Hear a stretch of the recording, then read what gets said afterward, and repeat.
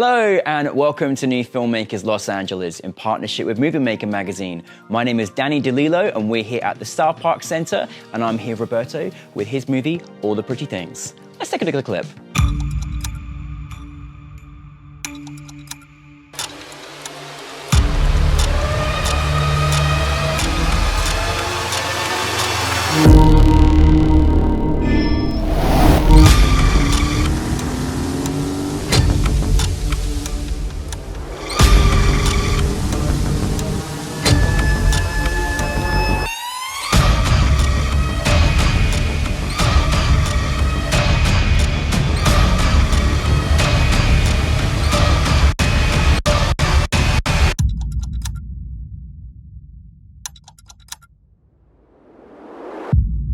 Roberto, I'm so happy to hear. Thank you so much for bringing your brilliant film.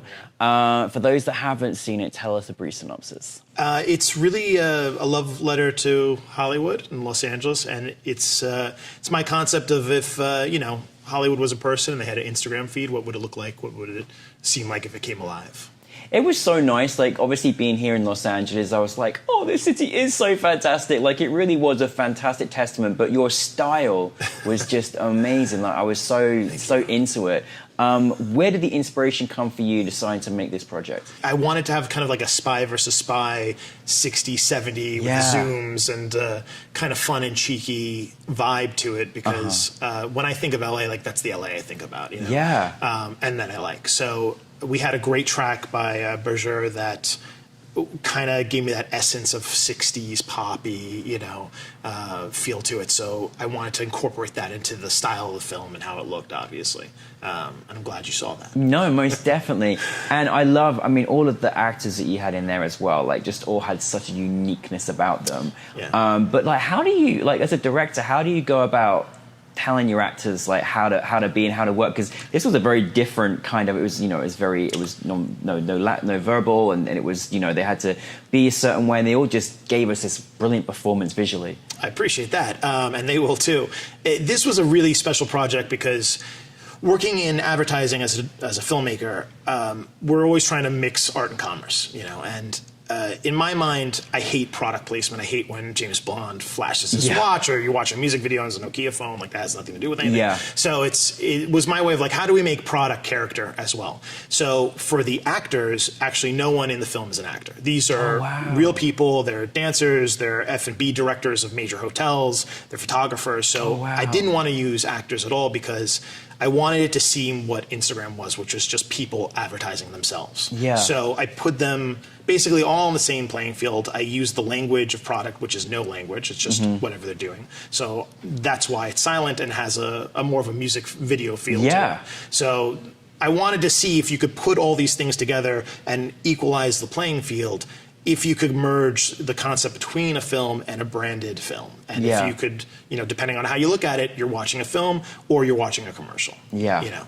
We had a lot of setups, a lot of locations, and I'm always amazed when you've got, things in the way. Obviously, there were challenges during the time period this was even made as well. What were some of your bigger challenges that you had? What were some of the bigger challenges? We made this film in a day. In a day? Yeah, and I know you're not supposed to say that. You're supposed to make it, it's 2 weeks, and we had a $200,000 budget. It was $200 and a day of work because everyone was donating their time. Yeah. All the product was donated to the film, so I wanted to do this as quickly as possible and as efficient as possible, not to waste anyone's time. So I wouldn't say it was difficult to make. We all worked very hard and moved very fast, but we just used whatever resources we had at our disposal. It's just a testament that you can make a watchable film without having to go through huge leaps and bounds. Yeah, absolutely. No, that's amazing that you did it in a day, and I think that just gives testament that you can make a film in a day if you get the right resources and people and support as well. So well done you. What do you mostly, as a director, are you kind of a hands-on? Are you more sort of looking from the more visual perspective? Like, what's your kind of style? I like to have a distinct point of view that comes from a lot of travel and working with a lot of different clients and knowing a lot of different people. But I think the main role for me is as a communicator. I like to connect different ideas and different people and make sure that everyone's ideas are incorporated into one distinct vision. So that's the puzzle of being a director. You can do things like this film where it's, you know, you're shooting, you're editing, you're doing everything, and like this is playtime for me to flex that. But like when I'm on a set or I'm working with a client or working on a film, it's about incorporation, obviously. Yeah. And I think most directors will say that if they're properly directing a film. Yeah, most definitely. So from going stir crazy in COVID when you like, I've got to go make this film, to then put it out there, to then seeing it on the big screen, like what was that experience like to kind of get that?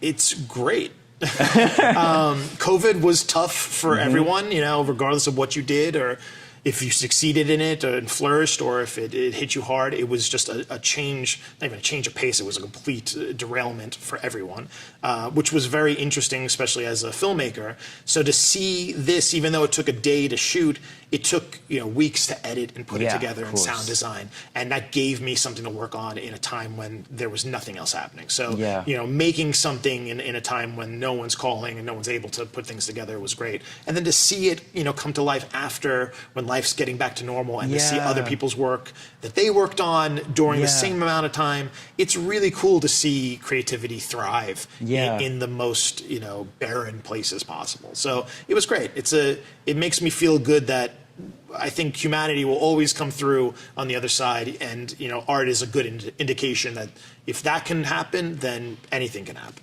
I love that. I mean, I really do get the testament of, you know, wanting this to be kind of a love letter for LA. I was like, oh, you know, LA, I love you. You know, you're sweet at times, you know. But what did you kind of want, you know, your audience to sort of take from your film? Because it really was a master, you know, piece of Los Angeles nostalgia and present and future. Yeah, I don't know. I don't want them to take anything. I don't have like a presumption for them. I like to make something that might be viewed one way or another. In my mind, when I look at it, it's kind of a joke because yes, it's a love letter to Los Angeles, but you're not seeing all the negative. That's right. And there's a lot if you live here like I do, yeah. It's a dark place. Yeah. And Instagram and social media, I'm fascinated with, as I'm sure many people are. And I know my industry is, like, they don't know really how to advertise on social media. And this is just the glossy, pretty things, all the pretty things of Los Angeles. And it's kind of, you know, a satire of it almost. Like, this world doesn't really exist if you live here. No, that's right. But if you want to suspend your disbelief and just, like, scroll through it a bit, this is what you're going to see. So it was just a way to have, like, a fun romp and take a bad situation, a dark situation, and just kind of gloss it over and have a good time with it. Yeah, that is such a really interesting point about just being the gloss, because there's a lot of sides to Los Angeles for sure. There's a lot of gloss in this town. There is a lot of gloss, more than any other town probably in the world.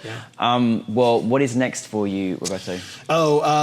Working on 2 comedy series that I'm getting development for, and a feature film about a ballerina and a point shoemaker, which I'm really excited about. Fantastic. Well, we love all the pretty things, so thank you so much for being here. Thank you for bringing your film. Finally out there doing it. We're getting through, but yes, thank you for being very much part of New Filmmakers LA. Thanks, Danny. Appreciate it. Thank you. Roberto, everybody. Thanks.